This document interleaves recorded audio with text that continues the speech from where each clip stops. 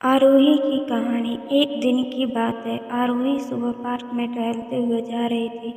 तभी उसे एक रोती हुई बच्ची मिली। आरोही ने उससे रोने का कारण पूछा तो लड़की ने बताया कि वह जिस गुड़िया से खेल रही थी वह इसी पार्क में कहीं खो गई है। आरोही ने उस बच्ची को उसकी गुड़िया ढूंढ लाने का आश्वासन दिया, जिससे वो बच्ची चुप हो गई। आरोही ने गुड़िया ढूंढने के लिए समय मांगी और फिर दूसरे दिन गुड़िया लाने का वादा करके वहां से चली गई। वो पर गुड़िया ना तो आरोही को मिली और ना ही उस बच्ची को।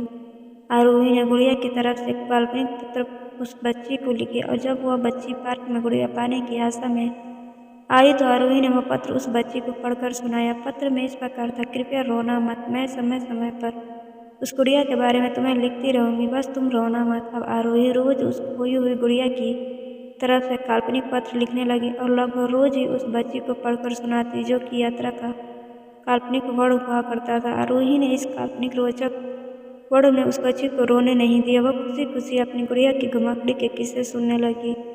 अब वह खुश रहने लगी। एक दिन जब आरोही ने एक दूसरी गुड़िया उस बच्ची को ला कर दी, जाहिर है वह गुड़िया बदली हुई थी, उस बच्ची को अपनी खोई हुई पुरानी गुड़िया जैसे नहीं लगी, तो वह आरोही की ओर देखने लगी। आरोही अनजान मानते हुए गुड़िया में चिपकी एक चिट्ठी को निकाल कर पढ़ने लगी। उसमें लिखा हुआ था, यह मैं ही हूँ, तुम्हारी वाली गुड़िया जो पार्क में खो गई थी।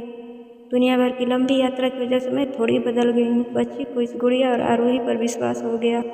वह गुड़िया लेकर घर चली गई। वर्षों बाद जब वह बच्चा बड़ी हुई तो एक दिन वह अपनी अलमारी में कुछ ढूंढ रही थी। उसका ध्यान उसी गुड़िया पर गया जो आरोही ने उसे दी थी। बचपन की बातें याद करके वह हंसने लगी। उसे सब समझ आ चुका था कि आरोही ने कैसे उसका मन रखा। उससे उस गुड़िया पर फिर प्यार आने लगा। वह उसे बड़े गौर से देखने लगी।